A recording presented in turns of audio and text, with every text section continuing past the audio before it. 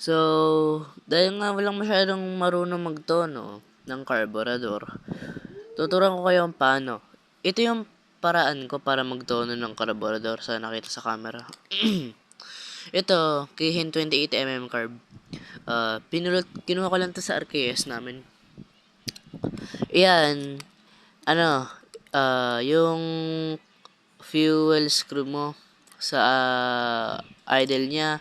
Tapos ito naman yung idle screw niya. Idle screw niya yan. Yun yung makontrol kung tataas idle mo or bababa. Tapos, ito makontrol mo to. Sabi mo, itataasan ko na lang to. Wag naman. Kasi, kala mo rin to ito, no eh. Itong fuel screw niya. Pag masyadong lean, pwede mahirapan yung motor mo sa cold start. At, pwede na rin yun makasama sa long run. Kasi, masama yung lean na makina. Sabi mo, nagtitipid kasi ako sa gas. Mag-round slide ka, huwag ka mag-flat slide. Kasi, yung mga madalas kasi, mas maliit yung jettings ng mga round slide, tulad nito, kaso pa sa mga flat slide. Kasi, madalas kasi yung mga flat slide, maganda lang for racing, in my opinion. Tapos, ito, yung round slide, maganda na to for daily at city use kasi mas comfortable siya gamitin, in my opinion lang. Ito, matutunan mo to by sa paggagawa ng ganito. Ikutin mo siya. So, let's say, counterclockwise, yung pag-ikot mo, like pag ganyan, mas nare-reach mo yung makina. Nare-reach mo.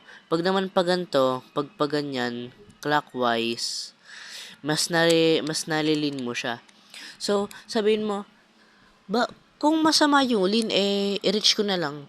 Huwag naman. Kasi, yung, pag masyado naman, kasi, reach yung makina mo, pag binaba mo yung slide, pag nasa idle, mamamatay yung makina mo. At hindi mo yun gusto. Plus, napakataas ng carbon buildup sa makina mo. Hindi mo yun gusto. Sabi mo, paano ko malalaman kung tama dapat yung tono? Malalaman mo lang by kung umuusok yung tambucho mo ng konti, reach. Pag naman ang sobrang bilis uminit ng motor mo, lean. Or pagka nagba-backfire dito sa carburetor mo, nagba-backfire siya diyan, hindi sa tambucho dito, sabihin yan, lean. Lean yung mix pag ganun. At pag naman, kasi ito kunyari, yung RPM gauge mo.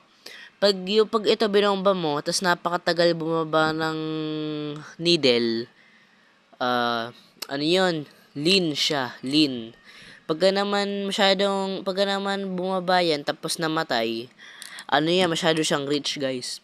So, hindi ko kayo pwede mabigyan ng tamang tone agad kasi iba-iba kasi yung carburetor natin eh. So una muna pero yung magandang recommend ko lang na pang starting sa pagtono ay let's say simula tayo ng ganyan. Yan, start tayo sa dyan. Una, 1/2. 1/2 yan. So, ito 1 full turn. Tapos, 1 1 1/2. Tapos, 2 na yan. 2 turns na yan. Tapos, ginagawa ko, madalas, 2 1/2. Yan, dyan ako nagsa-start magtono. Tapos, ito naman, di ko muna ito pinapakailam. Pinapakailaman ko muna siya sa throttle. Tapos, pagka naman nahanap mo na yung tamang, ng tamang mong tono, i-adjust mo na lang dito sa idle screw mo. Pwede to sa mga Raider, carb type, kahit anong, basta carb type siya, pwede mo siya gawin sa ganito. Kahit may velocity ka, filtered, tulad ng ganito. Sabi mo, paano naman dito sa let's say, sa slide. Di ba may needle yan? So, yung una mong gagawin dyan, di ko pa to masyadong nagagawa sa experience ko eh. Pero, pag yung tinaas mo, tapos parang nakukulangan siya, parang gumaganon siya, in my opinion, pagka kunyari, paano ko yan ma-explain? Yung pagka ginaganon parang nalulunod. Let's say, ano yun ulit? Para siyang rich ba? Tapos, pagka naman, let's say, pagka naman tithrottle mo siya, tapos, tapos nagba-backfire siya dito, lean. Pinag-usapan na rin siya. Para lang siyang pero pag tinataas mo to, nagba-backfire siya dito, sa carb niya, ano siya, lean. Kulang yung gas na pumapasok. Yung sinasabi ko lang, wag niyo masyadong sasakalin sa gas yung carburetor niyo. At yung mga sinasabi ko dito sa flat slide, yung lean, tama naman sinabi ko, alam ko yon. Pero yung rich bog niya, hindi ko masyadong alam eh. Pero ito, tanggalin ko muna to. Pakita ko sa inyo yung maganda mag-start ng pin ng carb. Tanggalin ko lang to. Ano ba? Okay. So, ito yung gitna yung pin yan eh. Teka ko kunin. Teka lang kunin ah. Okay. So, yung pin niya, ano siya guys? Mag-focus ka. Yan, sa gitna yung pin niya. Kasi, hindi ko pa masyadong napag-aaralan yung mga pins nito eh. Pero, sure ako, ito yung madalas na pwede mo subukan, yung gitna. Kasi ito yung stock or nakalagay na agad eh. So, in my opinion, pag ikaw naka air filter ka, dito ka, itataas mo to.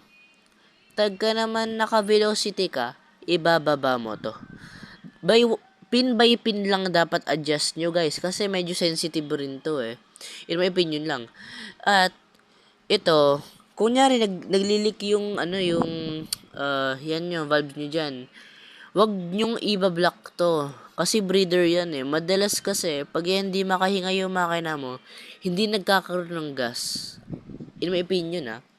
So, wag nyong babarahin to. Wag nyong babarahan ng ng hose. Ito lang. Tapos yung iba naman, yung isa naman dito, pabiyaan nyo na yun. Kasi air control yan eh.